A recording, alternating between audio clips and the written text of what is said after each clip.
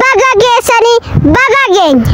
Macaafa qulqulluu keessatti yoo ilaalle akka seera Museetti namni yoo cubbuu hojjete dhiiga horii dhangalaasuudhaan cubbuu isarraa furama ture.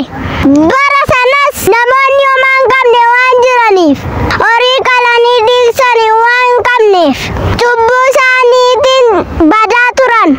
Sababa kanaan Waaqayyo hiyyeessaa fi sooressa wal qixxeessuudhaaf tokkicha ilma isaa Yesuusin gara biyya lafaatti erge.